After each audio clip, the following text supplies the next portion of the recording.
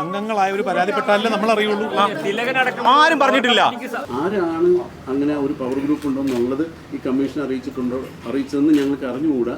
അങ്ങനെയാണെങ്കിൽ വ്യക്തമായിട്ട് അവർക്ക് പറയാമല്ലോ പവർ ഗ്രൂപ്പിൽ ആരൊക്കെയാണെന്നുള്ളത്. പോലീസ് അന്വേഷണം നടക്കട്ടെ എന്നാവശ്യപ്പെടാനുള്ള ഒരു ധൈര്യം അതെന്തിനാ ധൈര്യം? അത് നടക്കേണ്ടതല്ലേ? ഈ സംഘടനയിൽ മുഴുവൻ അല്ല, ഈ ഇൻഡസ്ട്രിയിൽ, മലയാള സിനിമ ഇൻഡസ്ട്രി മുഴുവൻ ഇങ്ങനെയാണ്, വളരെ മോശപ്പെട്ട രീതിയിലാണ് ഇൻഡസ്ട്രി നടന്നു പോകുന്നത്. അവിടെ ഉള്ളവരെല്ലാവരും മോശക്കാരാണ് എന്നുള്ളൊരു പ്രതിപാദിക്കുന്ന രീതിയിൽ ചില വാചകങ്ങൾ വന്നതിനോട് മാത്രമാണ് ഞങ്ങൾക്കൊരു എതിർപ്പുള്ളത്. മറ്റ് പല മേഖലകളിലും നിങ്ങൾക്കറിയാവുന്നതാണ്.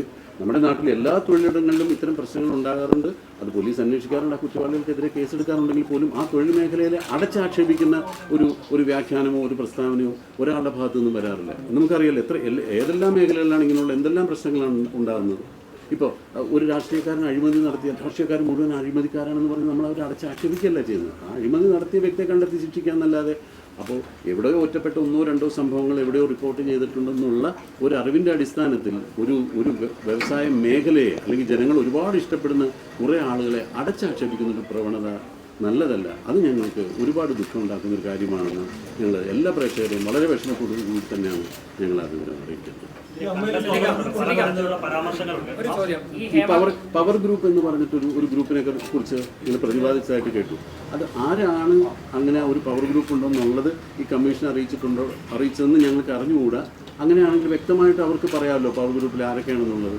ഞാൻ 40ഓളം വർഷമായിട്ട് സിനിമയിലുള്ള ആളാണ്. ഞാൻ ഒരു പവർ ഗ്രൂപ്പ് ഉള്ളതായിട്ടും എനിക്കറിയില്ല. അല്ലെങ്കിൽ ഒരു പവർ ഗ്രൂപ്പിൻ്റെ എന്തെങ്കിലും ഒരു ശിക്ഷാ നടപടിക്കോ അല്ലെങ്കിൽ എനിക്ക് അനുകൂലമായിട്ട് ഒരു പവർ ഗ്രൂപ്പ് എന്തെങ്കിലും തീരുമാനം എടുത്തതായിട്ടോ ഇത്രയും കാലത്തിൻ്റെ ഇടയ്ക്ക് ഉണ്ടായിട്ടില്ല. എൻ്റെ ഒരു സംശയം എന്ന് പറയുന്നത് കുറച്ച് വർഷങ്ങൾക്ക് മുമ്പ്, അത് എനിക്ക് തോന്നുന്നു ഒരു 10 വർഷത്തിന് മുമ്പാണെന്ന് തോന്നുന്നു, എല്ലാ സംഘടനയിൽ നിന്നും 2 അംഗങ്ങളെ സെലക്ട് ചെയ്തുകൊണ്ട് ഒരു ഹൈ പവർ കമ്മിറ്റി എന്നൊരു കമ്മിറ്റി രൂപീകരിക്കുകയുണ്ടായിരുന്നു. ആ കമ്മിറ്റിയുടെ ഉദ്ദേശം എന്ന് പറയുന്നത് പല സംഘടനകളിലുള്ള പല ആളുകൾ പല പ്രശ്നങ്ങൾ നേരിടുന്നുണ്ട്. അപ്പോൾ എല്ലാ സംഘടനയിലും പെട്ട 2 പേരുള്ള ഒരു ഹൈ പവർ കമ്മിറ്റി ഉണ്ടെങ്കിൽ ആ പ്രശ്നം കോമൺ ആയിട്ട് കേൾക്കാനും അതിനൊരു പരിഹാരം നിർദ്ദേശിക്കാനും ഈ കമ്മിറ്റിക്ക് സാധിക്കുമെന്നുള്ള രീതിയിൽ ഒരു ഹൈ പവർ കമ്മിറ്റി മുമ്പ് രൂപീകരിച്ചിട്ടുണ്ട്.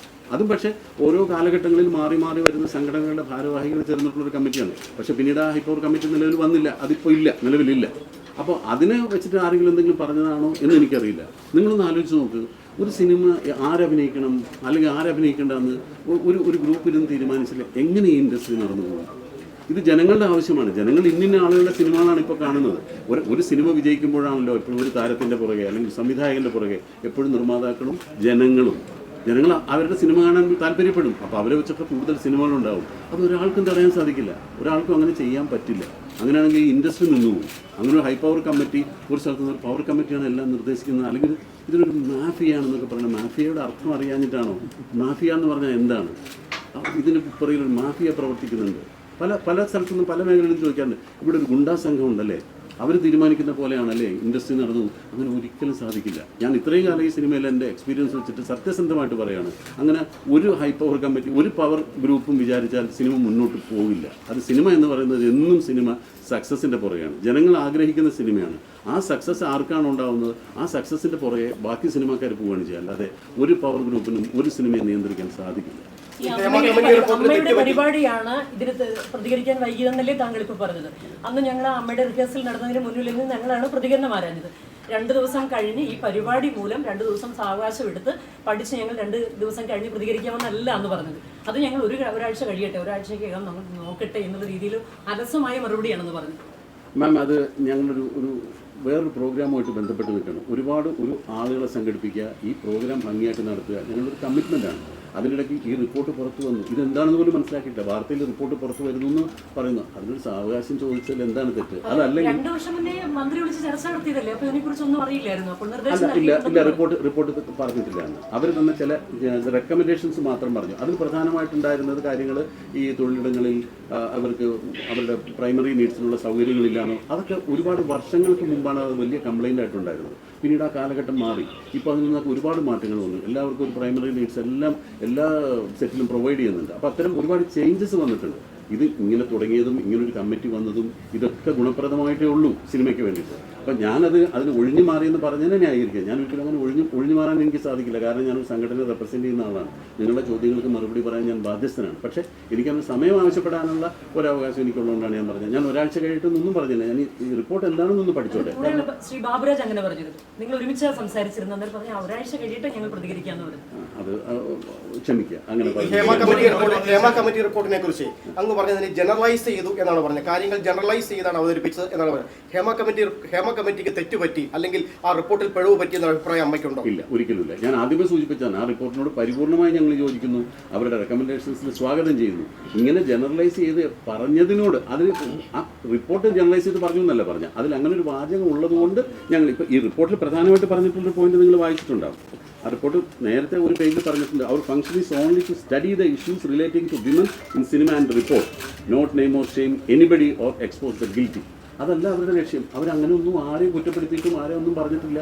അതാണ് ഞാൻ പറഞ്ഞത്. അമ്മയും കുറ്റപ്പെടുത്തിയിട്ടില്ല, അമ്മയിലെ അംഗങ്ങളെയും കുറ്റപ്പെടുത്തിയിട്ടില്ല. അങ്ങനെ ഒന്നും പറയാത്ത റിപ്പോർട്ടിനെ ഞങ്ങൾ എന്തിന് കുറ്റപ്പെടുത്തി പറയണം? ഞങ്ങൾ സ്വാഗതം ചെയ്യാണ് ചെയ്തിട്ടുള്ളത്. പരിപൂർണമായും ഹേമ കമ്മിറ്റി റിപ്പോർട്ടിനെ അമ്മ സ്വാഗതം ചെയ്യുന്നു. അതിൻ്റെ റെക്കമെൻഡേഷൻസ് നടപ്പിലാക്കണമെന്ന് അമ്മ ആവശ്യപ്പെടുന്നു. വേണമെന്ന് പറയാനുള്ള ധൈര്യം അമ്മയ്ക്കുണ്ട്. ഇതിലൊരു പോലീസ് അന്വേഷണം നടക്കട്ടെ എന്ന് ആവശ്യപ്പെടാനുള്ള ഒരു ധൈര്യം അമ്മയ്ക്ക്. അതെന്തിനാ ധൈര്യം? അത് നടക്കേണ്ടതല്ലേ? അത് ഭയപ്പെടുന്നുണ്ടെങ്കിലല്ല അതിന് ധൈര്യത്തിൻ്റെ ആവശ്യമുള്ളൂ. ഒരിക്കലും ധൈര്യം കുറ്റകൃത്യം എവിടെ നടന്നാലും പോലീസ് കേസെടുത്ത് അന്വേഷിക്കണം. ഹേമ കമ്മിറ്റി റിപ്പോർട്ടിൽ ഏതെങ്കിലും കുറ്റവാളികളെ പറ്റി പ്രതിപാദിക്കുന്നുണ്ടെങ്കിൽ പോലീസ് അന്വേഷിക്കണം. ആ കുറ്റവാളികളെ പുറത്തു കൊണ്ടുവരണം. അല്ലാതെ പുകമറ സൃഷ്ടിച്ച് കുറ്റവാളികളല്ലാത്തവരെ കൂടി അതിനകത്ത് നാണം കെടുത്ത് അല്ല വേണ്ടത്. ആരാണ് കുറ്റവാളി? അയാൾ പുറത്തു വരട്ടെ. പറയുന്ന പല കാര്യങ്ങളുണ്ട്. ഈ വനിതകളുടെ മുറിയിൽ തട്ടി വിളിക്കുക, അവരോട് ലൈംഗിക അധിക്ഷേപം നടത്തുക, അവരെ അതിനുവേണ്ടി ക്ഷണിക്കുക, അത്തരം ഒരു സാഹചര്യം സിനിമയിലുണ്ടോ? ഈ ഹേമ കമ്മിറ്റി റിപ്പോർട്ടിലെ പരാമർശത്തിനപ്പുറത്തേക്ക് എപ്പോഴെങ്കിലും അമ്മയ്ക്ക് സംഘടനയ്ക്ക് അത്തരം പരാതികൾ ലഭിച്ചിട്ടുണ്ടോ? അത് ശ്രദ്ധയിൽപ്പെട്ടിട്ടുണ്ടോ?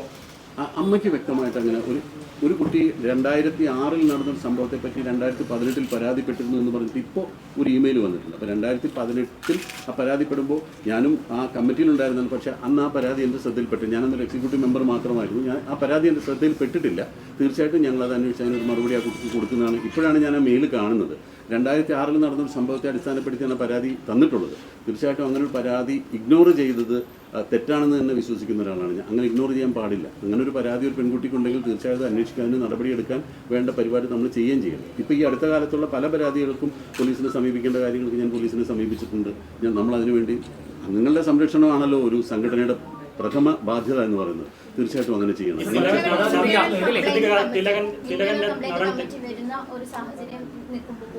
പല സിനിമകളിലും പുതിയ പല പ്രോജക്റ്റുകളും പക്ഷേ ശ്രദ്ധയിൽപ്പെട്ടിട്ടുണ്ടാവും. എന്തുകൊണ്ടാണ് IC ആവശ്യപ്പെടുന്ന പല സ്ത്രീകളെയും അല്ല പല ആക്ട്രസ്മാരെയും മാറ്റി നിർത്തുന്ന സാഹചര്യം കൂടി ഉണ്ടെന്ന് അവർ നമ്മളോട് കോൺഫിഡൻഷ്യലായിട്ട് തന്നെ പറഞ്ഞിട്ടുള്ള സാഹചര്യമുണ്ട്.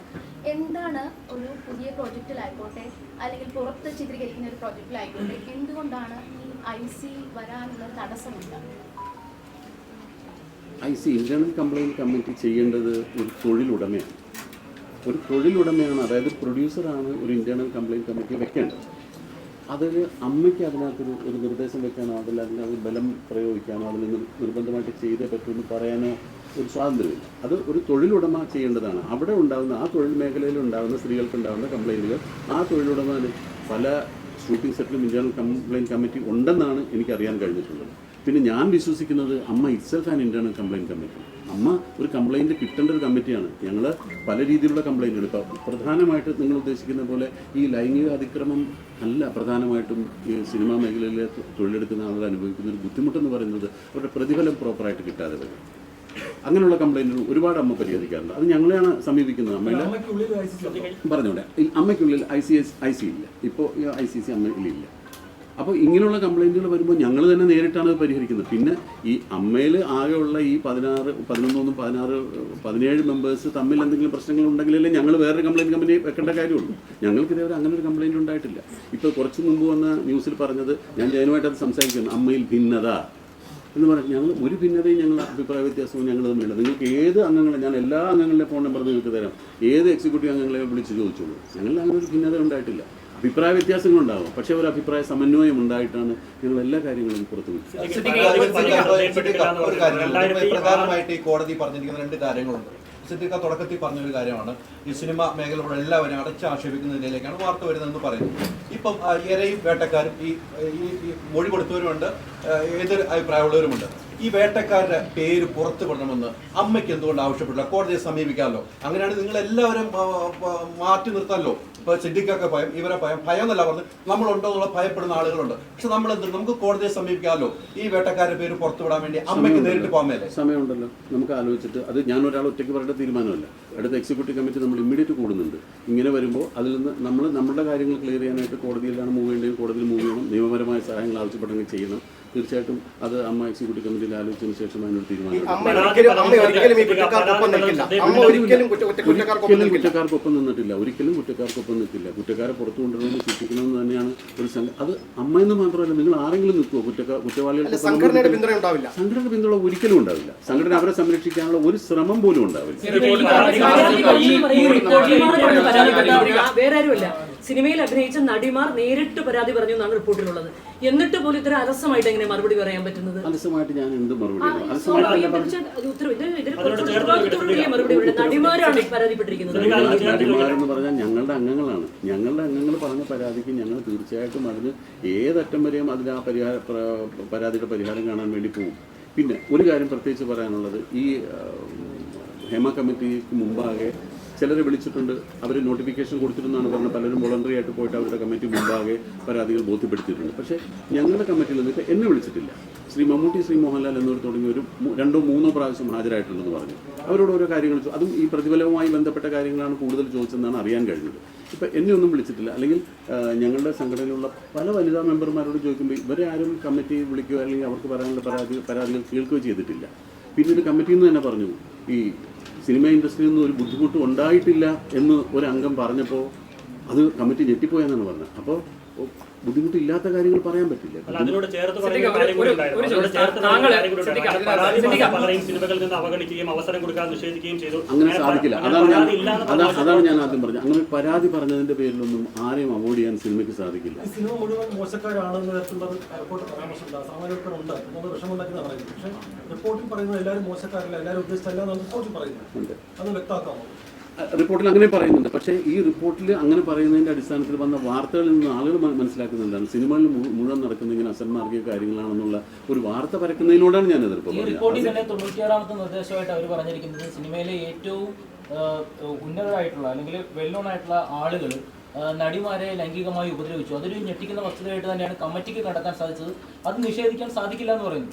അപ്പോൾ അത്തരക്കാരുകൂടി ഈ ഇത്രയും സിനിമയിൽ വർഷങ്ങളായിട്ട് ആളുകൾക്ക് അറിയാവുന്ന ജനങ്ങൾ മനസ്സിലാക്കുന്ന ആളുകൾ ഈ തുടക്കക്കാരെ അല്ലെങ്കിൽ ഈ ആളുകളെ ഈ നടികളെ ഉപദ്രവിക്കുമ്പോൾ അപ്പോൾ അത്തരം സാഹചര്യങ്ങൾ എങ്ങനെ ഈ സെറ്റിൽ ഉണ്ടാകുന്നു? നേരത്തെ താങ്കൾ പറഞ്ഞത് ഒറ്റപ്പെട്ട സംഭവങ്ങളാണെന്ന് പറഞ്ഞു. ഇത്തരം സാഹചര്യങ്ങൾ ഈ സെറ്റുകളിൽ ഉണ്ടാകുന്നു എന്നുള്ളത് പരിശോധിച്ചിട്ടുണ്ട്. അതുകൊണ്ടാണ് ഞാൻ നേരത്തെ പറഞ്ഞത്, അങ്ങനെയുള്ള അതിൻ്റെ പിന്നിൽ പ്രവർത്തിച്ച വ്യക്തികൾ ആരാണെന്ന് കൃത്യമായി അറിഞ്ഞാലല്ലേ നമുക്ക് എന്തെങ്കിലും അതിനെപ്പറ്റി പറയാൻ സാധിക്കുള്ളൂ. അവരെ പുറത്തു കൊണ്ടുവരണം, കേസെടുത്ത് അന്വേഷിക്കണം. അങ്ങനെ ചെയ്തിട്ടുണ്ടെങ്കിൽ അത് ശിക്ഷിക്കണം, അത് പുറത്തു വരട്ടെ.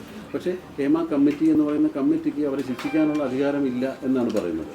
വേണ്ട, അവർ ഹേമ കമ്മിറ്റി ശിക്ഷിക്കേണ്ട. അത് ആരാണെന്ന് പുറത്ത് കൊണ്ടുവന്ന് കണ്ടുപിടിച്ചിട്ട് അതിന് പോലീസ് കേസെടുത്ത് അന്വേഷിച്ച് അവരെ ശിക്ഷിച്ചോട്ടെ. 40 വർഷമായിട്ട് സിനിമയിലുള്ള ഒരാളാണ്. ഇങ്ങനെ ഒരു റിപ്പോർട്ട് വന്നപ്പോൾ സ്വാഗതാർഹമെന്നതിനപ്പുറം ഒരു ഞെട്ടലുണ്ടാക്കി. ഈ റിപ്പോർട്ട് വായിച്ചിട്ട് എന്താണ് ഞെട്ടലുണ്ടാക്കി? നമ്മൾ അറിയില്ലാത്ത പല സംഭവങ്ങളിൽ നിന്ന് പുറത്തു വന്നിട്ടുണ്ട്. ഇത് പല കാര്യങ്ങളും ഞങ്ങൾക്ക് അറിവില്ലാത്ത കാര്യങ്ങളായിരുന്നു. ഈ സംഘടനയിൽ നമ്മൾ പ്രവർത്തിക്കുകയും ഇത്രയും കാലം സിനിമയിൽ നിൽക്കുകയും ചെയ്യുമ്പോൾ പല കാര്യങ്ങളും നമ്മൾ അറിഞ്ഞിട്ടില്ല. ഇപ്പോൾ നിങ്ങൾക്കും അറിയാം, ഞാനൊരു മെയിൻ സ്ട്രീം സിനിമകളിലാണ് കൂടുതൽ ഞാൻ അഭിനയിച്ചിട്ടുള്ളത്. അത് വളരെ ലോ ബഡ്ജറ്റിലോ അല്ലെങ്കിൽ വളരെ റിമോട്ടായിട്ടുള്ള സ്ഥലത്തോ കൊണ്ടുപോയി ചെറിയൊരു പടത്തിൻ്റെ ഷൂട്ടിങ് ഞാൻ അങ്ങനെ അധികം സിനിമകളിൽ അഭിനയിച്ചിട്ടില്ല. ഇല്ല എന്ന് തന്നെ പറയാം. പലരും പറയുന്നത് അത്തരം ഒരു റിമോട്ട് സ്ഥലത്ത് നടക്കുന്ന സിനിമകളിലാണ് ഇത്തരം പ്രശ്നങ്ങൾ കൂടുതൽ ഉണ്ടാകുന്നതെന്നാണ് പറഞ്ഞത്. അപ്പോൾ അതുകൊണ്ട് നേരിട്ട് അത്തരം കാര്യങ്ങൾ അറിയാൻ സാധിച്ചില്ല. ഒരു മെയിൻ സ്ട്രീം സിനിമകളിൽ ഇങ്ങനൊരു കംപ്ലയിൻറ്റ് ഉണ്ടാകുകയാണെങ്കിൽ, അതിൻ്റെ ഒരു മൂവ്മെൻറ്റ് ഉണ്ടാകുകയാണെങ്കിൽ പോലും അത് അപ്പം തന്നെ പറഞ്ഞ് അവസാനിപ്പിക്കാനും അങ്ങനെയുള്ള ആളുകളെ സിനിമാ സെറ്റിൽ നിന്ന് പുറത്താക്കാനും നമ്മൾ ശ്രമിച്ചിട്ടുണ്ട്. ശേഷം തിലകന്റെ മകൻ തനിക്കെതിരെ ഉണ്ടായ ഒരു അനുഭവം പറഞ്ഞിട്ടുണ്ട്. അക്കാര്യത്തിൽ അമ്മ എന്തെങ്കിലും ആ കുട്ടി പറഞ്ഞ കാര്യത്തിൽ നമ്മൾ വളരെയധികം ബഹുമാനത്തോടു കൂടിയാണ് സ്വാഗതം ചെയ്യുന്നത്. എന്ത് മനോഹരമായിട്ടാണ് ആ കുട്ടി പറഞ്ഞത്. ഇങ്ങനെ സിനിമാ മേഖലയിലേക്ക് വരാൻ പോലും ആഗ്രഹമില്ലാത്തൊരു കുട്ടിയോട് ഇങ്ങനെ ഒരാൾ സംസാരിക്കുമ്പോൾ സിനിമാ മേഖലയിലുള്ള ആളുകൾ എന്തുമാത്രം ബുദ്ധിമുട്ട് അനുഭവിക്കുന്നുണ്ടാവുമെന്നാണ് ആ കുട്ടി പറഞ്ഞത്. ആ കുട്ടിക്കുണ്ടായ ഒരു അനുഭവം ആ കുട്ടി വളരെ മനോഹരമായിട്ട് നേരിടുകയും അത് സ്റ്റോപ്പ് ചെയ്യുകയും ചെയ്തു. അതാവണം, അങ്ങനെയല്ലേ വേണ്ടത്. പിന്നീട് അതൊക്കെ ചോദിച്ചിട്ടില്ല. അത് വളരെ മാന്യമായി വളരെ മനോഹരമായിട്ട് ആ കുട്ടി ഒരു കാര്യം ഡീൽ ചെയ്താണ് നമ്മളോട് പറഞ്ഞത്. തികച്ചും സ്വാഗതമാണ്. ഞാൻ ആ കുട്ടിയെ പേഴ്സണലായിട്ട് അഭിനന്ദിക്കുകയാണ് ആ ദുരനുഭവം ചൂണ്ടിക്കാണിച്ചുകൊണ്ട് സംഘടനയ്ക്ക് പരാതി നൽകിയിരുന്നു എന്ന് സോണിയ പറയുന്നു. എന്ന് മാത്രം ഷമ്മി പറയുന്നു ദുരനുഭവത്തിൽ സംഘടനയ്ക്ക് കത്ത് നൽകിയിരുന്നു, പരാതി നൽകിയിരുന്നു എന്ന് അവർ പറയുന്നു. അങ്ങനെ പറഞ്ഞിട്ടില്ല. ആ ഇന്റർവ്യൂവിൽ അങ്ങനെ പറഞ്ഞിട്ടില്ല. മനോഹരമായി ഡീൽ ചെയ്തു. എത്ര സ്ട്രെസ് എടുത്തിട്ടുണ്ടാവും, എത്ര അനുഭവിച്ചിട്ടുണ്ടാവും ആ കുട്ടി. അങ്ങനെ ഒരു പൊളിറ്റിക്കൽ കറക്റ്റ്നെസ് അതിനകത്തുണ്ടെങ്കിൽ ഞാൻ ആ വാക്ക് തിരിച്ചെടുക്കാം. എനിക്ക് ആ കുട്ടിയോട് പറ്റിയല്ല ചോദിക്കുന്നത്. കൃത്യമായി 10-15 അംഗങ്ങളുള്ള ഒരു പവർ ഗ്രൂപ്പ് മലയാള സിനിമയെ നിയന്ത്രിക്കുന്നു, ഇതിന്റെ തലപ്പത്തിരിക്കുന്നതിൽ ബി ഉണ്ണികൃഷ്ണൻ ഉൾപ്പെടെ ഉണ്ട് എന്ന രൂക്ഷമായ പ്രതികരണം സംവിധായകൻ വിനയനിൽ നിന്നുണ്ടായിട്ടുണ്ട്. സ്വാഭാവികമായും അങ്ങനെയാണെങ്കിൽ മമ്മൂട്ടിയും മോഹൻലാലും ഉൾപ്പെടെ ഇതിന്റെ തലപ്പത്തിരിക്കുന്നവരെല്ലാം അതിന്റെ അംഗങ്ങളാകേണ്ടത്. താങ്കളുടെ പ്രതികരണം എന്താണ്? ഈ 15-10 അംഗങ്ങളുള്ള പവർ ഗ്രൂപ്പിനെ പറ്റി താങ്കൾക്ക് അറിയില്ല എന്നാണ് ഇപ്പോഴും പറയുന്നത്. അങ്ങനെ ഒരു ഗ്രൂപ്പ് ഇല്ല എന്നാണ് പറഞ്ഞത്. എനിക്കറിയില്ല.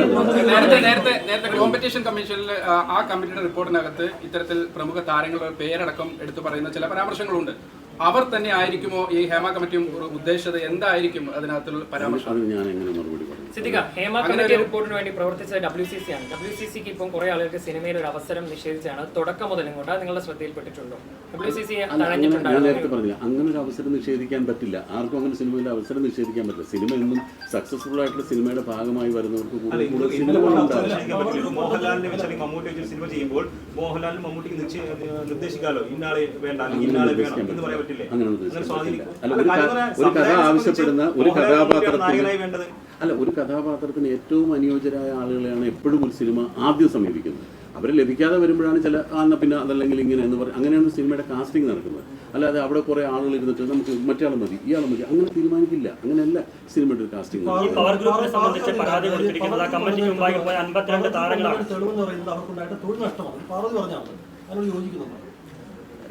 എനിക്കത് അതിനോട് യോജിക്കാൻ സാധിക്കില്ല. അങ്ങനെ ഒരു പവർ ഗ്രൂപ്പ് ഒരിക്കലും ഒരാളുടെ തൊഴിൽ നഷ്ടപ്പെടുത്തുമെന്ന് ഞാൻ വിശ്വസിക്കുന്നില്ല. ഇവിടെ കഴിവുള്ള കലാകാരന്മാർ, പാർവതി കഴിവുള്ള നടിയാണ്. അവർ എത്രയോ നല്ല നല്ല സിനിമകളിൽ അഭിനയിച്ചതാണ്. ഇപ്പോൾ റീസെന്റ് ഇറങ്ങിയ സിനിമകളിൽ അവർ അഭിനയിച്ചില്ല. പാർവതിക്ക് വലിയൊരു ഇടപെടലുണ്ട്. എന്തുകൊണ്ടാണ് അത്രയും തുടർച്ചയായി കുറ്റം ഉണ്ടാക്കുന്ന ഒരു നടിക്ക് അതിന് ഞാൻ എങ്ങനെയാണ് ഒരു മറുപടി പറയാം? ഒരുപാട് കാര്യങ്ങൾക്ക് വരുമ്പോഴാണ് ഒരു സിനിമ ഉണ്ടാവുക, ആ സിനിമ സംഭവിക്കുന്നത്, ആ സിനിമയുടെ ഭാഗമാകാൻ. ഞാനും അങ്ങനെ ഒരു സിനിമയിൽ അഭിനയിക്കുന്ന ആളാണ്. എന്നെയും കുറെ ആളുകൾ ഒഴിവാക്കി എന്ന് വേണമെങ്കിൽ എനിക്ക് പറയാം. എന്നെ അങ്ങനെ ആരും ഒഴിവാക്കിയിട്ടില്ല. സിനിമകൾ എഴുതുമ്പോൾ സിനിമകൾ ഞങ്ങൾ ഈ സിനിമയിൽ അഭിനയിക്കുന്ന അഭിനേതാക്കൾക്ക് സിനിമകൾ കിട്ടിയാലേ അഭിനയിക്കാൻ പറ്റുള്ളൂ. അത് ഞങ്ങൾ വിചാരിച്ചാലും ഒഴിവാക്കാനോ ഞങ്ങൾ വിചാരിച്ചാലും ഒഴിവാക്കാം, വേണമെങ്കിൽ അത് മാറി നിൽക്കാം. അല്ല, ഞങ്ങൾ വിചാരിച്ച സിനിമ ഉണ്ടാക്കാൻ പറ്റില്ല. ഞങ്ങൾക്ക് മറ്റ് സംവിധായകരും തിരക്കഥാകൃത്തുക്കളും നിർമ്മാതാക്കളും അവസരം തന്നെങ്കിലേ ഞങ്ങൾക്ക് അഭിനയിക്കാൻ സാധിക്കുള്ളൂ. അങ്ങനൊരു തെറ്റ് ചെയ്തിട്ടുണ്ട്. ഇപ്പൊ ഈ സർക്കാർ പറഞ്ഞ ഒരു കോൺക്ലേവ് നടത്താൻ തീരുമാനിച്ചു. അതിനകത്ത് WCC പറഞ്ഞ പ്രധാനപ്പെട്ട ഒരു പോയിന്റ്, അത് വേട്ടക്കാരും ഉണ്ടാകും, ഞങ്ങൾ അതിൽ പങ്കെടുക്കില്ല. അത്തരം ഒരു സംഭവം നടക്കുമ്പോൾ അമ്മയുടെ നിലപാട് അതിനകത്ത് ആരൊക്കെ ആയിരിക്കും വരുവാന്ന് പരീക്ഷ ഈ ഇടയ്ക്കാണ് ഇങ്ങനെ കോൺക്ലേവിനെ പറ്റി കേൾക്കുന്നത്. എന്താണ് ഈ കോൺക്ലേവിന്റെ ഉദ്ദേശമെന്നോ എന്താണ് ആ കോൺക്ലേവിന്റെ സ്ട്രക്ചർ എന്നോ ആരാണ് ഇപ്പൊ സർക്കാരാണ് ആ കോൺക്ലേവ് പ്ലാൻ ചെയ്തിട്ടുള്ളതെന്ന് അറിയാം. അത് ഞങ്ങൾ ആരും ക്ഷണിച്ചിട്ടില്ല. ആ കോൺക്ലേവ് എന്താണെന്ന് പോലും എനിക്ക് അതിനെപ്പറ്റി മനസ്സിലാക്കിയിട്ടില്ല. അത് മനസ്സിലാക്കി പഠിച്ചതിന് ശേഷം റിപ്പോർട്ട് പുറത്തു വരുമെന്നൊരു ആദ്യം തീരുമാനിച്ചത് അങ്ങനെയാണ്. അതിനുശേഷം 2 ഹർജികൾ ഇതിനെതിരെ വരുന്നുണ്ട്. അതിൽ സജിമോൻ പാറയിൽ പറഞ്ഞൊരു കാര്യമുണ്ട്, മൊഴി കൊടുത്ത ആളുകൾക്ക് ഉൾപ്പെടെയും അതല്ലെങ്കിൽ അവരുടെയും ജീവന് ഭീഷണിയാവുന്ന തരത്തിലുള്ള നടപടികൾ ഉണ്ടായേക്കാം എന്നൊരു സൂചകം കൂടി ഹർജിയിലുണ്ടായിരുന്നു. ഈ മൊഴി കൊടുത്തിട്ടുള്ള പല ആളുകളുടെ ആവശ്യപ്രകാരമാണ് ഹേമ കമ്മിറ്റി അങ്ങനെ ഒരു നിർദ്ദേശം വെച്ചത്. ഇത് has to be highly confidential എന്നൊരു നിർദ്ദേശം വെച്ചത്. പക്ഷേ തുടർന്നും ഇപ്പോഴും അത് പുറത്തു വരുമ്പോൾ തങ്ങളുടെ മൊഴി നൽകിയവരുടെ പേരുണ്ടോ അല്ലെങ്കിൽ പ്രതിസ്ഥാനത്തുള്ളവരുടെ പേരുണ്ടോ, ഇത്തരം കാര്യങ്ങളിലൊക്കെ അങ്ങേയറ്റം വിജിലന്റും ആയിരുന്നു. തിരിച്ച് ഈ റിപ്പോർട്ട് പുറത്തുവിടുന്ന കാര്യത്തിൽ അത്ര വിജിലൻസ് കീപ്പ് ചെയ്തിട്ടുണ്ട്. പക്ഷേ ഇവിടെയുള്ള ഒരു ചോദ്യം എന്ന് പറഞ്ഞാൽ, ഈ പറയുന്ന ആളുകൾക്ക്, അതായത് മൊഴി നൽകിയ ആളുകൾക്ക് ഇത്തരം ജീവഹാനി ഉണ്ടാകുന്ന അല്ലെങ്കിൽ അവരുടെ കരിയർ ഇല്ലാതാക്കുന്ന തരത്തിലുള്ള നടപടികൾ ഈ പറയുന്ന അല്ലെങ്കിൽ സൂചിപ്പിക്കുന്ന ഇല്ല എന്ന് സിദ്ദിഖ് പറഞ്ഞ പവർ ഗ്രൂപ്പിലുള്ള ആളുകൾ അതിന്റെ പിന്നിൽ പ്രവർത്തിക്കാൻ സാധ്യതയുണ്ടോ? ഒരിക്കലുമില്ല. അങ്ങനെ ഉണ്ടെങ്കിൽ അവർ പിടിക്കപ്പെടേണ്ടതാണ്, ശിക്ഷിക്കപ്പെടേണ്ടതാണ്. അതിൻ്റെ പേരിലൊന്നും ഒരാളെ ഒന്നും ഭീഷണിപ്പെടുത്തി നടത്താൻ സാധിക്കില്ല. നിങ്ങൾ ആലോചിച്ചു, അതൊക്കെ അങ്ങനെ അവർ ഭയപ്പെടുന്നുണ്ടാവാമായിരിക്കും. പക്ഷെ ആരാണ് ഇങ്ങനെ ഇതിന്റെ പേരിൽ ആരെ ഭീഷണിപ്പെടുത്തുന്നത്? അങ്ങനെയൊന്നും ഒരു ഭീഷണി നടന്നിട്ടുണ്ടാവില്ല. തന്നെ നേരെ അവരെ കണ്ടുപിടിച്ച് നമ്മൾ ശിക്ഷിക്കാനുള്ള സംവിധാനം നമ്മുടെ ഭരണഘടനയിലുണ്ട്. ഇവിടുത്തെ ലോ ആൻഡ് ഓർഡർ അതൊന്നും കണ്ണടച്ച് ഇരിക്കുന്നതൊന്നുമില്ല. അങ്ങനെയൊന്നും ഒരാളെ ഭീഷണിപ്പെടുത്താൻ എന്തെങ്കിലും തെളിവ് വന്നാൽ തീർച്ചയായും ഭീഷണിപ്പെടുത്തിയുള്ള അകത്താണ്. കൃത്യമായി ഡേറ്റ് ഓർമ്മയില്ല. ഇതിന് മുമ്പ് അന്ന് ഈ ഹേമ കമ്മിറ്റി റിപ്പോർട്ടിന്റെ അടിസ്ഥാനത്തിൽ അവർ തന്ന ചില റെക്കമെൻഡേഷൻസ് കൂടെ ഒക്കെ വെച്ചിട്ട് ഒരു 10-20ഓളം നിർദ്ദേശങ്ങൾ അവർ വെച്ചിട്ടുണ്ട്. അതിലൊന്നായിട്ട് പ്രധാനമായിട്ട് ചോദിച്ചത് ഇങ്ങനെ തുല്യ പ്രതിഫലം സിനിമയിൽ നടപ്പാക്കാൻ സാധിക്കുമോ, അതല്ലെങ്കിൽ ഇത്തരമുള്ള പ്രാഥമിക ആവശ്യങ്ങൾക്കുള്ള സൗകര്യങ്ങൾ പല സെറ്റിലും ഇല്ലാതെ പോകുന്നു. അപ്പോൾ അതിൻ്റെ പേരിൽ ആ സൗകര്യങ്ങൾ കൊടുക്കാനുള്ള നിർദ്ദേശങ്ങൾ നിങ്ങളുടെ ഭാഗത്തുനിന്ന് അതിനെക്കുറിച്ചൊക്കെയുള്ള എന്ത് നടപടികളാണ് സർക്കാർ സ്വീകരിക്കേണ്ടത് എന്നുള്ളതിനെ പറ്റിയുള്ള ഞങ്ങളുടെ നിർദ്ദേശങ്ങളാണ് ചോദിച്ചത്. അതിനകത്ത് സ്ത്രീകൾ നേരിട്ട അതിക്രമത്തെക്കുറിച്ചുള്ള പരാമർശം ചർച്ച ഉണ്ടായിരുന്നു. കൃത്യമായിട്ട് ഓർമ്മയില്ല. അതങ്ങനെ ചർച്ച പക്ഷേ ആ റെക്കമെൻഡേഷൻസിൽ അതായിരുന്നില്ല പ്രധാനമായിട്ട്. ഈ തൊഴിലിടങ്ങളിൽ ഉണ്ടാകുന്ന മറ്റു ബുദ്ധിമുട്ടുകളെ കുറിച്ചും കാര്യങ്ങളെ കുറിച്ചുമാണ് കൂടുതൽ പറഞ്ഞത്. അല്ല, എനിക്ക് പ്രത്യേകിച്ച് ഓർമ്മയുള്ളത് ഈ പ്രതിഫലത്തെ പറ്റിയിട്ടുള്ള കാര്യങ്ങളാണ്. പലപ്പോഴും തുല്യ പ്രതിഫലം കൊടുക്കണം, അത് സ്ത്രീകൾക്കും പുരുഷന്മാർക്കും. ഈ സിനിമയിൽ അങ്ങനെ ഒരു വിവേചനം അങ്ങനെ ഇത് ചെയ്യാൻ പറ്റില്ല. അതിന് സ്ത്രീകൾക്ക് കൂടുതൽ, ചില സ്ത്രീകൾക്ക് കൂടുതൽ പ്രതിഫലമായിരിക്കും, ചിലപ്പോൾ കുറവായിരിക്കും, ചിലപ്പോൾ പുരുഷന്മാർക്കായിരിക്കും കൂടുതൽ, ചിലപ്പോൾ പുരുഷന്മാർക്ക് കുറവായിരിക്കും. അപ്പോൾ അങ്ങനെയുള്ള കാര്യങ്ങളായിരുന്നു അന്ന് കൂടുതൽ. പക്ഷേ സ്ത്രീകൾ പ്രധാനമായിട്ട് ഉന്നയിച്ചത് അവരുടെ പ്രാഥമിക ആവശ്യങ്ങൾ നിർവഹിക്കാനുള്ള സൗകര്യം ചെയ്തു കൊടുക്കുന്നില്ല. നമുക്കറിയാം ഇപ്പോൾ പ്രധാനപ്പെട്ട നടന്മാർക്ക് നടിമാർക്ക് ക്യാരവാൻ കൊടുക്കുന്നുണ്ട് ലൊക്കേഷനിൽ. എന്തുകൊണ്ട് വളരെ അടിസ്ഥാന സൗകര്യമായി ടോയ്ലറ്റ് സൗകര്യം ഏർപ്പെടുത്തി കൊടുക്കുന്നില്ല? ഇതൊക്കെ ഇഷ്യൂസ് അല്ലേ? ഇതെല്ലാം ഇഷ്യൂസാണ്. ഇതിലൊക്കെ ഞങ്ങൾ സംഘടനകൾ ഇടപെടുന്നതാണ്. അഭിനയിക്കുന്നവരുടെ സംഘടനകൾ ഇടപെടുന്നതിന് പരിമിതികളുണ്ട്.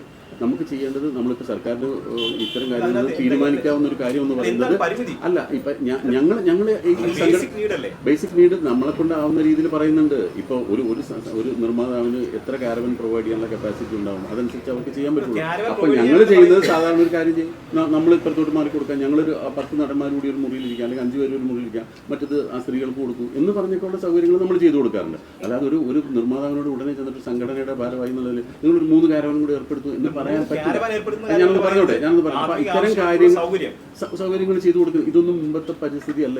ഇപ്പോൾ നിങ്ങൾ അന്വേഷിച്ച് നോക്കൂ, നിങ്ങൾ ഏതെങ്കിലും സെറ്റിൽ പോയി നോക്കൂ, ഇവർക്കെല്ലാം ആവശ്യത്തിന് സൗകര്യങ്ങളുണ്ട്. അല്ലാതെ സൗകര്യങ്ങൾ ഇല്ല എന്ന് പറയുന്നത് തെറ്റാണ്. ഇത് 4-5 വർഷം മുമ്പ് ശരിയാണ് ഇത്തരം ബുദ്ധിമുട്ടുകൾ ഉണ്ടായിരുന്നു. ഇതൊന്നും ഇല്ലാത്ത കാലഘട്ടത്തിൽ ഞങ്ങൾ അഭിനയിച്ചിട്ടുണ്ട്. അപ്പൊ അതെ, അന്ന് പറഞ്ഞതിന് ശേഷം ഒരുപാട് മാറ്റങ്ങളുണ്ടായി, ഒരുപാട് മാറ്റങ്ങൾ വന്നിട്ടുണ്ട്, പല കാര്യങ്ങളിലും മാറ്റങ്ങൾ കൊണ്ടുവന്നിട്ടുണ്ട്. അത് അത്തരം നിർദ്ദേശങ്ങൾ ആരൊക്കെ നിർദ്ദേശങ്ങൾ പറഞ്ഞിട്ടുണ്ടോ അതനുസരിച്ചുള്ള മാറ്റങ്ങൾ സിനിമയിലുണ്ടായിട്ടുണ്ട്. പോസിറ്റീവായിട്ടുള്ള ഒരുപാട് മാറ്റങ്ങൾ വന്നിട്ടുണ്ട്.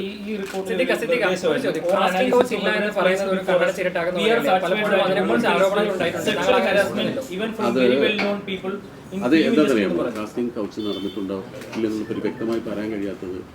ഞങ്ങൾക്ക് അത്തരം അനുഭവങ്ങൾ ആരെങ്കിലും നേരിട്ട് റിപ്പോർട്ട് ചെയ്തെങ്കിൽ മാത്രമാണ് നമുക്ക് ഇന്ന ആൾക്കുണ്ടായി, ഇന്ന സ്ഥലത്തു നിന്നുണ്ടായി അങ്ങനെ ഇടപെടാൻ ചിലപ്പോൾ നമുക്ക് പറ്റുമായിരിക്കും. അതല്ലാതെ ഇത് നേരത്തെ പറഞ്ഞ പോലെ പറയാൻ ഭയപ്പെടുന്നു എന്നൊക്കെ പറയുമ്പോൾ പിന്നെ നമുക്കത് അന്വേഷിച്ച് കണ്ടുപിടിക്കാനുള്ള ഒരു ചുമതല ഏറ്റെടുക്കാൻ സാധിക്കാത്തതുകൊണ്ടാണ്. നേരെ മറിച്ച് ഇങ്ങനെ ഒരു കാസ്റ്റിംഗ് കൗച്ച് ഒരാളുടെ ഭാഗത്തുണ്ടായിരുന്നു തീർച്ചയായിട്ടും ഒരു നടപടി എടുത്തിട്ട് അതിന് ഒരു ബുദ്ധിമുട്ടില്ല. 17 തവണ റീടേക്കിലൂടെ ഒരു ഷോട്ട് വീണ്ടും എടുക്കാൻ നിർബന്ധിക്കുന്ന നടനെ കുറിച്ച് പറയുന്നു. രാത്രി കാലങ്ങളിൽ നടികളുടെ വാതിലിൽ മുട്ടുന്ന പ്രമുഖ താരങ്ങളുണ്ടെന്ന് റിപ്പോർട്ട് പറയുന്നു. അപ്പോൾ ഈ പ്രമുഖരൊന്നും നിങ്ങളുടെ സംഘടനയിൽ ഉൾപ്പെടാത്തവരാണെന്നാണോ നിങ്ങൾ ഇപ്പോഴും പറയുന്നത്? ഇതാരാണെന്ന് അറിഞ്ഞാലല്ലേ ഉൾപ്പെടുന്നവരാണോ ഉൾപ്പെടാത്തവരാണോ എന്ന് നമുക്ക് പറയാൻ സാധിക്കുന്നു. ഇതൊന്നും ആരാണെന്നോ എന്താണെന്നോ നമുക്കൊരു ഒരു പുകമറ സൃഷ്ടിച്ച് ഇങ്ങനെ സംഭവങ്ങൾ ഉണ്ടായി എന്ന് പറയുന്നത് കൃത്യമായിട്ടൊരു കാര്യം പറഞ്ഞാൽ തീർച്ചയായിട്ടും അല്ല,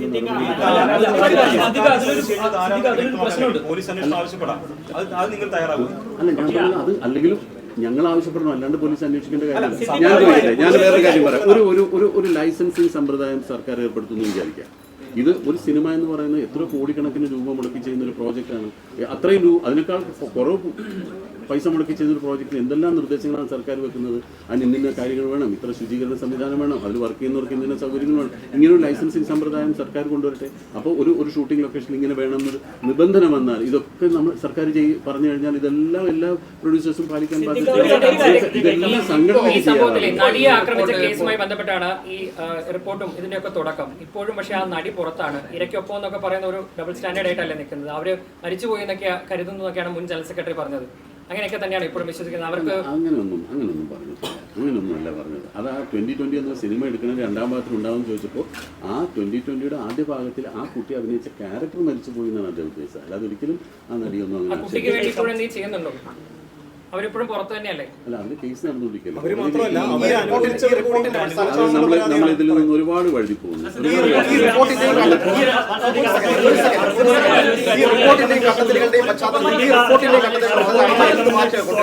സർക്കാർ നടപ്പാക്കിയ നല്ലതാണെന്ന് പറയുന്നു, എത്രയും വേഗം നടപ്പിലാക്കണമെന്നൊക്കെ ആവശ്യപ്പെടുന്നു. നല്ല നിലപാടാണ്. പക്ഷെ അതിൽ ഉന്നയിച്ച ആരോപണങ്ങൾ ഓരോന്നും നിങ്ങൾ നിഷേധിക്കുകയാണ്. കാസ്റ്റിംഗ് കൗച്ച് ആവട്ടെ, പവർ ഗ്രൂപ്പിന്റെ കാര്യമാണ്. ഒരു ഒറ്റ കാര്യം കംപ്ലീറ്റ് ചെയ്തു. ഈ പവർ ഗ്രൂപ്പ് ഇല്ല എന്ന് പറയുന്നു, ഈ കാസ്റ്റിംഗ് കൗച്ച് നടന്നില്ല എന്ന് പറയുന്നു. അപ്പൊ ഈ കമ്മിറ്റിക്ക് മുമ്പിൽ പോയി മൊഴി കൊടുത്ത അംഗങ്ങൾ കള്ളം പറഞ്ഞു എന്നുള്ളതാണോ നിലപാട്? അല്ല, ഒരിക്കലും അല്ല. കമ്മിറ്റിക്ക് മുമ്പിൽ പോയി അംഗങ്ങൾ പറഞ്ഞ കമന്റുകൾ അതിൽ നിന്ന് മാത്രമാണ് ഞങ്ങൾ ചില കാര്യങ്ങൾ മനസ്സിലാക്കിയിട്ടുള്ളൂ. അതല്ലാതെ ഇതിന് കോമൺ ആയിട്ട് ഇതിനു മുമ്പ് ഞങ്ങൾക്ക് അത്തരം കാര്യങ്ങൾ ഞങ്ങളുടെ ശ്രദ്ധയിൽപ്പെട്ടിട്ടില്ല എന്ന് മാത്രമേ പറഞ്ഞു. അതിനൊക്കെ അങ്ങനെ പറഞ്ഞിട്ടുള്ള ആളുകൾ അതല്ല, ഒരു ജനറലൈസ് ചെയ്ത് അങ്ങനെ പറയാൻ സാധിക്കില്ല. പറഞ്ഞിട്ട് സർ, ഇപ്പൊ അങ്ങ് അമ്മയുടെ ജനറൽ സെക്രട്ടറിയാണ്, ആർക്കെല്ലാം അങ്ങ് ക്ലീൻ ചിറ്റ് കൊടുക്കും ഈ ഒരു അവസരം? അങ്ങനെ ഒരു അമ്മയുടെ ജനറൽ സെക്രട്ടറിക്ക് അങ്ങനെ ഒരു ക്ലീൻ ചിറ്റ് കൊടുക്കാനോ അല്ലെങ്കിൽ ക്ലീൻ ചിറ്റ് കൊടുക്കാതിരിക്കാനുള്ള ഒരു പദവിയല്ല ഇത്. അങ്ങനെ നമ്മൾ അടുപ്പമുണ്ടല്ലോ പലരുമായിട്ട്, പ്രമുഖ നടന്മാരുമായിട്ട്, ആർക്കെല്ലാം ക്ലീൻ ചിറ്റ് കൊടുക്കും? 506 പേരടങ്ങുന്ന ഒരു സംഘടനയുടെ ജനറൽ സെക്രട്ടറിയാണ് ഞാൻ. ഈ 506 പേരെയും ഒരേപോലെ കാണാനും സാധിക്കും, ഓരോ മെമ്പേഴ്സിനും. അല്ലാതെ ഒരു ക്ലീൻ ചിറ്റ് കൊടുക്കേണ്ട ഒരു അതോറിറ്റി അല്ല. ഇത്രയും പരാതികൾ എന്ത് മാറ്റമാണ് അമ്മ കൊണ്ടുവരാൻ ഉദ്ദേശിക്കുന്നത്? ഇത്രയും ഈ റിപ്പോർട്ടിന്റെ അടിസ്ഥാനത്തിൽ ഈ റിപ്പോർട്ട് വന്നു, ഒരുപാട് പരാതികൾ ഉണ്ടെന്ന് പറഞ്ഞു. ഈ റിപ്പോർട്ടിന്റെ അടിസ്ഥാനത്തിൽ മാറ്റം കൊണ്ടുവരേണ്ടത് അമ്മയാണ്. റിപ്പോർട്ടിന്റെ അടിസ്ഥാനത്തിൽ ഒരുപാട് കാര്യങ്ങൾ മാറ്റേണ്ടത് സർക്കാരാണ്. സർക്കാർ അതിനുള്ള നിർദ്ദേശങ്ങൾ കേട്ടിട്ട് സർക്കാരാണ് മാറ്റം കൊണ്ടുവരേണ്ടത്. ആ മാറ്റത്തിനോടൊപ്പം അമ്മ സഹകരിക്കാൻ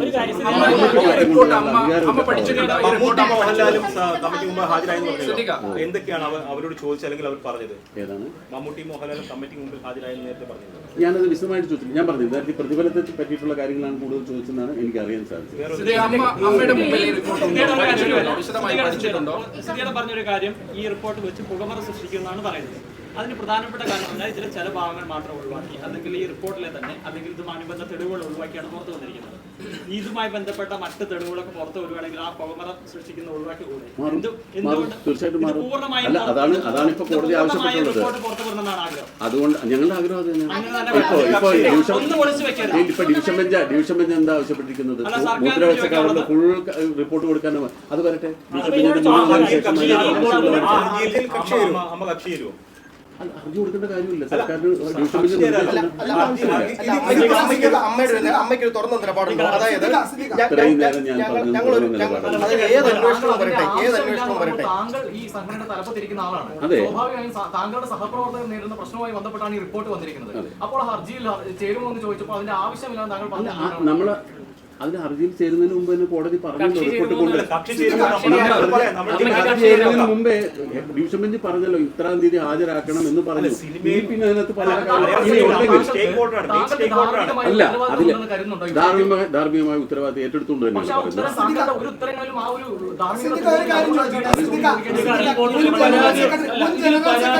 സഹായിക്കാനായിട്ട് പോലീസിൽ പരാതിയുള്ളവര് അമ്മയുടെ സഹായത്തിൽ അവരെ പോലീസിൽ അവർക്ക് വേണ്ട സഹായങ്ങൾ ചെയ്തു മുന്നിട്ടിറങ്ങും. തീർച്ചയായിട്ടും മുൻ ജനറൽ സെക്രട്ടറി ഇടവേള ബാബുവിനെതിരെ പേരെടുത്ത് പറഞ്ഞ ഒരു നടി രംഗത്തെത്തിയിരുന്നു. 2018 അവർക്കുണ്ടായ ഒരു മോശം അനുഭവം കൃത്യമായി വിവരിച്ച് അവർ പേരെടുത്ത് പറഞ്ഞാണ് രംഗത്തെത്തിയത്. അത് അമ്മയുടെ ശ്രദ്ധയിൽപ്പെട്ടിരുന്നു. കുറച്ചു മുമ്പ് പറഞ്ഞിരുന്നു ഈ ഹേമ കമ്മിറ്റിയിൽ ആരോപണം ഉന്നയിക്കപ്പെട്ടതാണ്, ആരുടെയും പേരെടുത്ത് പറയുന്നില്ല എന്ന് പറഞ്ഞിരുന്നു. ഹേമ കമ്മിറ്റി റിപ്പോർട്ടിന് പുറമെ ഈ പേരെടുത്ത് പറഞ്ഞ് രംഗത്തെത്തിയിരുന്നു, അമ്മയുടെ ശ്രദ്ധയിൽപ്പെട്ടിരുന്നു. അതുമായി ബന്ധപ്പെട്ട് അദ്ദേഹവുമായി എന്തെങ്കിലും ആശയവിനിമയം നടത്തിയിരുന്നു. ആ ആരോപണം ശക്തമായാൽ അമ്മ അതിനോട് എങ്ങനെയായിരിക്കും പ്രതികരിക്കും? തീർച്ചയായിട്ടും അതിനുള്ള നടപടികൾ സ്വീകരിക്കാനോ അല്ലെങ്കിൽ എന്താണ് വേണ്ടതെന്നുള്ള കാര്യങ്ങളെ പറ്റി അന്വേഷിക്കും. ഇന്നലെയാണ് ആ ഒരു ക്ലിപ്പിംഗ് പുറത്തു വന്നത്. ബാബുവായിട്ട് ബന്ധപ്പെടാനോ ഒന്നും സാധിച്ചിട്ടില്ല. ഇന്നലെ ഇത് കഴിഞ്ഞത് വന്നിട്ടുള്ളൂ. തീർച്ചയായിട്ടും അത്തരം കാര്യങ്ങൾ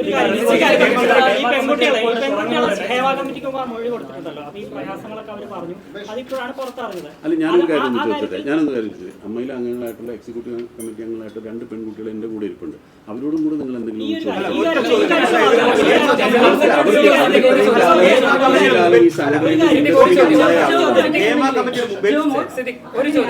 ഈ നടിമാരാണ് പരാതിപ്പെട്ടിരിക്കുന്നത്. വളരെ രൂക്ഷമായ പരാതികൾ ഉന്നയിച്ചു. എന്നിട്ട് ഇപ്പോൾ ജനറൽ സെക്രട്ടറി തുടങ്ങിയപ്പോൾ തന്നെ പറഞ്ഞു അത്തരത്തിലൊരു പ്രവണതയൊന്നും അമ്മയ്ക്കുള്ളിൽ ഇല്ല എന്നുള്ളതാണ് ഒരു വിശ്വാസം എന്ന് പറഞ്ഞു. എങ്ങനെയാണ് സിനിമ ഇൻഡസ്ട്രി കാണുന്നത്? ഇത്തരത്തിലുള്ള മോശം പ്രവണതകളൊന്നുമില്ലേ? കാസ്റ്റിംഗ് കൗച്ച് ഉൾപ്പെടെയുള്ള പ്രവണതകളൊന്നും സിനിമ ഇൻഡസ്ട്രിയിൽ ഇല്ലേ മലയാളത്തിൽ? എനിക്ക് ഞാൻ എത്ര കാലമായി സിനിമയിലുണ്ടെന്നുള്ളത് എല്ലാവർക്കും അറിയാവുന്നതാണ്. ഇന്നേ വരെ എനിക്ക് എൻ്റെ അനുഭവം വെച്ച് പറഞ്ഞാൽ ഒരാൾ പോലും മോശമായിട്ട് സംസാരിക്കുകയോ നിങ്ങൾ പറയുന്ന പോലെ ഈ കഥയിൽ വന്ന് തട്ടുകയോ അല്ലെങ്കിൽ കൂടെ സഹകരിച്ചാൽ മാത്രമേ സിനിമയിൽ അഭിനയിക്കാൻ ചാൻസ് തരുള്ളൂ എന്നൊന്നും പറഞ്ഞില്ല. ഇപ്പം ആരോ നേരത്തെ പറയുന്നത് കേട്ടു, ഈ ഒരു പ്രമുഖ നടിയെ ഒരുപാട് കാലം സിനിമയിൽ നിന്ന് മാറ്റി നിർത്തിയിട്ടുണ്ട്, ചാൻസുകൾ കൊടുത്തില്ല. ഒരു സമയത്ത് എനിക്കും അവാർഡ് കിട്ടിയിട്ടുള്ളതാണ്. അങ്ങനെയാണെങ്കിൽ ഇപ്പം ഞാൻ അഭിനയിക്കുന്നില്ല. അത് ആളുകള് അവർക്ക് ഞാൻ ജോമോളുടെ ചോയ്സ് ആയിരുന്നു. ഇത് അങ്ങനെയല്ലേ? ഇത് പാർവതി വളരെ കത്തി നിൽക്കുന്ന സമയത്ത് പെട്ടെന്ന് അപ്രത്യക്ഷയായി വളരെ ആക്റ്റീവാണ്. പക്ഷെ അവരിപ്പോ അവരഭിനയിച്ചിട്ട് അതിപ്പോ എത്ര കാലത്തിന് ശേഷമാണ്? അതോ നമ്മളൊരു ഡയറക്ടറുടെയോ അല്ലെങ്കിൽ ഒരു റൈറ്ററുടെയോ അത് ഞാൻ അങ്ങനത്തെ കാര്യങ്ങളൊക്കെ ഒരു ഡയറക്ടറുടെയോ അല്ലെങ്കിൽ ഒരു റൈറ്ററുടെയോ ക്രിയേറ്റിവിറ്റിയെ നമുക്ക് ചോദ്യം അനുഭവം തുറന്നു പറഞ്ഞതിന്റെ പേരിൽ ആർക്കും അവസരം ലഭിക്കാതിരുന്നിട്ടില്ലെന്നാണ് പറയുന്നത്.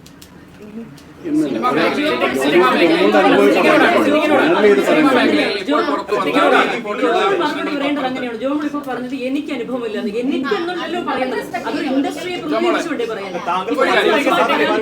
അങ്ങനെയാണോ മറുപടി പറയേണ്ടത്?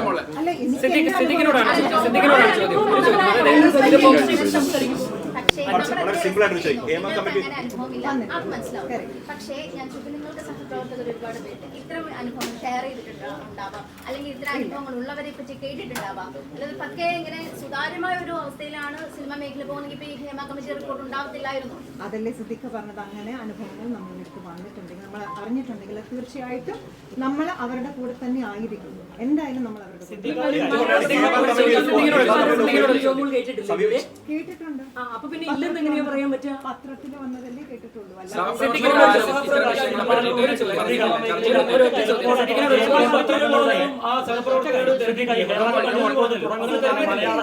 ഒരു ചോദ്യം. ഈ റിപ്പോർട്ട് ഇപ്പൊ പുറത്തു വന്നത് മാധ്യമപ്രവർത്തകരടക്കം വിവരാവകാശ രേഖ ഫയൽ ചെയ്തിട്ടാണ്. കഴിഞ്ഞ 5 വർഷമായി ഇത് സർക്കാരിന്റെ കയ്യിലായിരുന്നു. അതൊന്ന് കാണാൻ ആഗ്രഹിച്ചിട്ടുണ്ടായിരുന്നു. ഈ റിപ്പോർട്ട് ഒന്ന് പുറത്തു വരണം ആഗ്രഹിച്ചിട്ടുണ്ടായിരുന്നു. അമ്മയുടെ ഭാഗത്തുനിന്ന് ഒരു RTI എങ്കിലും ഫയൽ ചെയ്തിട്ടുണ്ടായിരുന്നു. റിപ്പോർട്ട് പുറത്തു വരണമെന്നൊരു ആവശ്യമോ റിപ്പോർട്ട് പുറത്തു വരരുതെന്ന് ഒരു നിർദ്ദേശമോ ഞങ്ങളുടെ ഭാഗത്തുനിന്ന് ഉണ്ടായിട്ടില്ല. ഞങ്ങൾ അങ്ങനെ രണ്ടും ആവശ്യപ്പെട്ടില്ല. റിപ്പോർട്ട് ഞങ്ങൾക്ക് വായിക്കണമെന്നും പറഞ്ഞിട്ടില്ല, റിപ്പോർട്ട് പുറത്ത് വിടരുതെന്നും പറഞ്ഞിട്ടില്ല. റിപ്പോർട്ട് വന്ന സമയത്താണ് ഇത് വായിച്ചിട്ട് പല കാര്യങ്ങളും നമുക്ക് മനസ്സിലാക്കാൻ സാധിച്ചതിനെ കുറിച്ചാണ് നമ്മൾ പ്രതികരിച്ചത്. ഒറ്റ ചോദ്യം. ഹേമ കമ്മിറ്റി റിപ്പോർട്ട് വന്നപ്പോഴാണ് സിനിമയിലെ സ്ത്രീകൾ നേരിടുന്ന പ്രശ്നങ്ങളെ കുറിച്ച് പൊതുജനം അറിഞ്ഞത്. പക്ഷേ ഇത്രയും നാളായിട്ട് അമ്മ എന്ന സംഘടന, താരങ്ങളുടെ സംഘടന ഈ നാട്ടിൽ പ്രവർത്തിക്കുന്നുണ്ട്. പിന്നെ ആ സംഘടന എന്താണ്, അവർ പ്രസക്തി എന്താണ്? നിങ്ങള് ഈ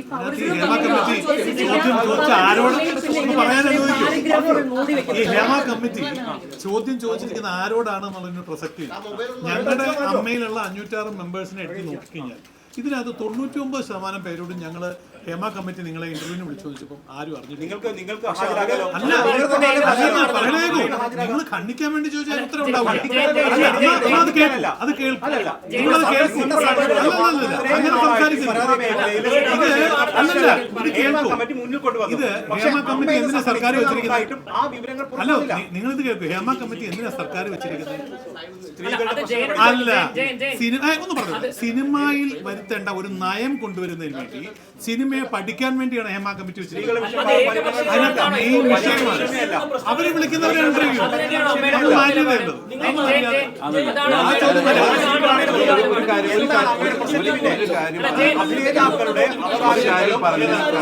സംരക്ഷിക്കാൻ കഴിയില്ലെങ്കിൽ അമ്മയുടെ പ്രസക്തി എന്താണ്? അമ്മയുടെ അംഗങ്ങൾക്ക്, അമ്മയുടെ അംഗങ്ങളോട് ആ പരാതിയെ പരിഹരിക്കാനുള്ള ശ്രമം നമ്മുടെ ഭാഗത്തുനിന്ന്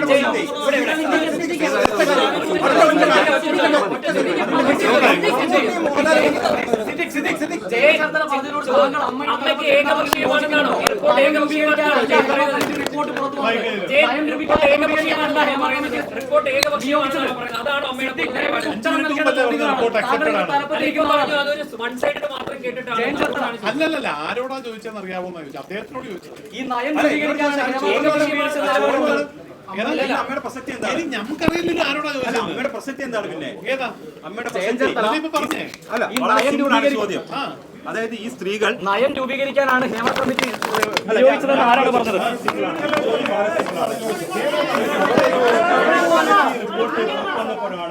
നാട്ടിലെ അല്ലെങ്കിൽ സിനിമാ മേഖലയിലെ സ്ത്രീകൾ നേരിടുന്ന പ്രശ്നങ്ങളെ കുറിച്ച്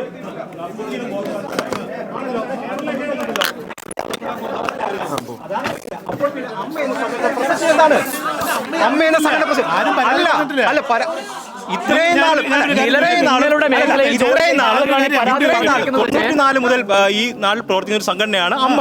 ആ അമ്മയുടെ അംഗങ്ങളായവരും അല്ലെങ്കിൽ സമാനമായ രീതിയിൽ പ്രവർത്തിക്കുന്നവരുടെയും പ്രശ്നങ്ങൾ അറിയുന്നില്ല. അമ്മയിലെ അംഗങ്ങളായവർ പരാതിപ്പെട്ടാലേ നമ്മൾ അറിയുള്ളൂ. ആരും പറഞ്ഞിട്ടില്ല. നേരത്തെ സിദ്ദിഖ് പറഞ്ഞല്ലോ 2018 വന്ന പരാതി ഒന്നും ചെയ്തില്ല. പിന്നെ എത്രയോ സ്ത്രീകൾ പോലീസിൽ പരാതി കൊടുത്തിട്ടുണ്ട്. അപ്പൊ ഇത്തരം വിഷയങ്ങൾ നടക്കില്ലെന്നല്ലോ. സുഹൃത്തെ, ഞങ്ങളുടെ സംഘടനയിൽ പരാതി കിട്ടിയാലേ ഞങ്ങൾ അറിയുള്ളൂ. തന്ന പരാതികൾ പലതും പരിഗണിച്ചിട്ടില്ല. ഒറ്റ പരാതി അത് അബദ്ധം പറ്റിയതായി.